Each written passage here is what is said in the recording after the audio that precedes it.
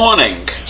It's Sunday, April 24th. Today we have the privilege of talking about Marjorie Taylor Greene, the Qanon Princess, who believes that all Democrats are blood-sucking pedophiles and who had a part in the insurrection. And now Marjorie Taylor Greene is facing an administrative judge at a hearing that could possibly see her banned from public office because of her alleged support for the January 6th insurrection. And I watched a piece of her testimony before this hearing judge. And every question that Marjorie Taylor Greene answered came with the following sentence: I don't remember that. This should not surprise anybody, because our actions in Congress and in the general public with her QAnon views got her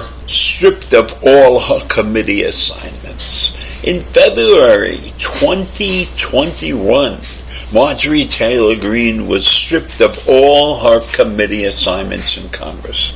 So what is she doing there? What does she do there except sit around and listen? There is nothing that she's doing in Congress that means anything, because she's not a working member of Congress if she's stripped of all her committee assignments. So why shouldn't she be stopped from running for re-election?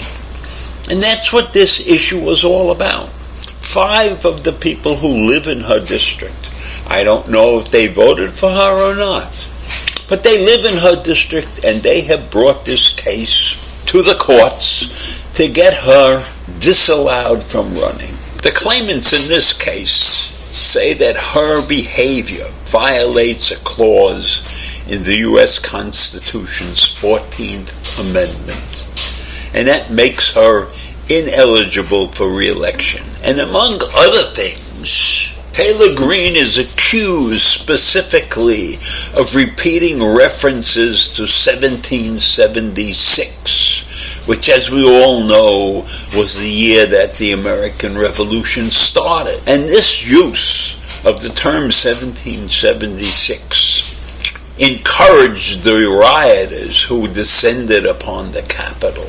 So she was out there cheering them on. But Miss Greene is appealing to the federal judge's ruling, allowing a challenge to her eligibility to run for re-election to proceed. Pro-Trump. She's a pro-Trumper. Took to Twitter. She went on Twitter to urge fellow Republicans to protect election integrity. Does she still believe that there was fraud involved with the 2020 election? Does that go along with her belief in the pedophilia of all the Democratic Congress people? And Taylor Greene had the nerve to complain to her lawyers that they allowed press in the courtroom. Did she expect this to be a closed hearing? You know, she's such a public figure, she doesn't deserve a closed hearing. Is she afraid that the press will further condemn her for all her actions? And rightly so. So this group that's suing because she voluntarily aided and engaged in the Capitol riot, right, are using the 14th Amendment. This was an amendment that was ratified after the Civil War to prevent Confederate officers and officials from holding public office in the U.S.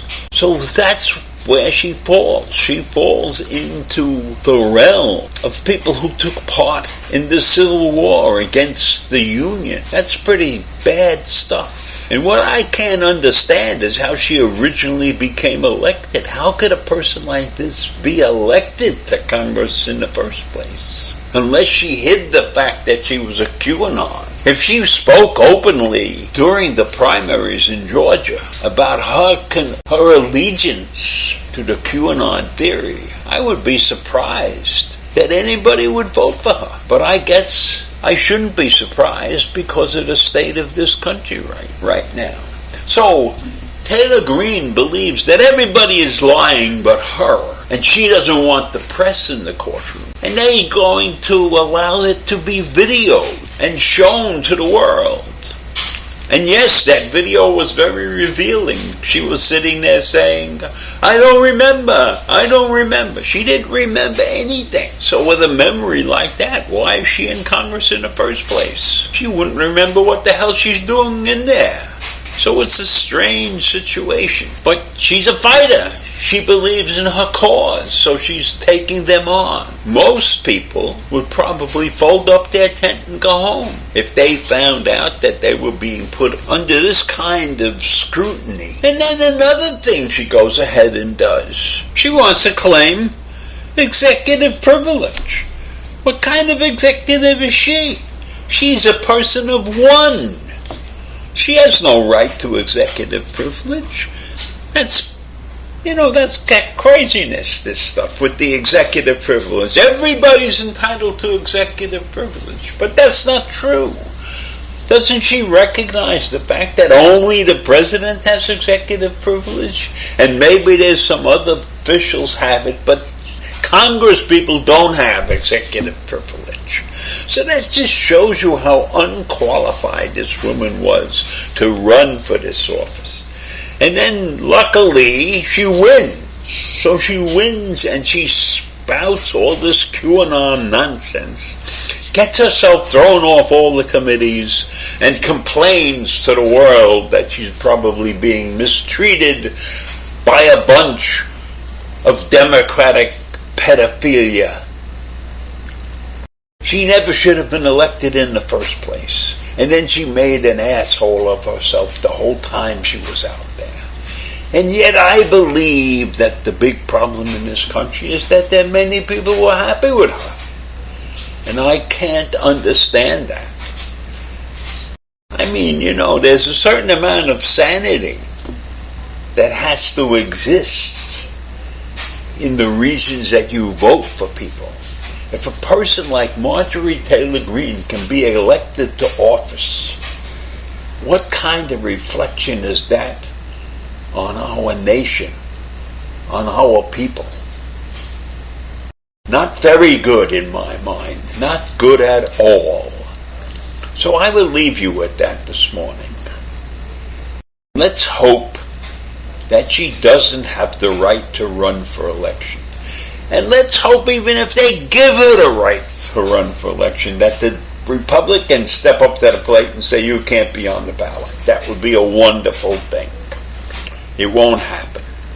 So I will see you in the morning. Have a great day. Bye.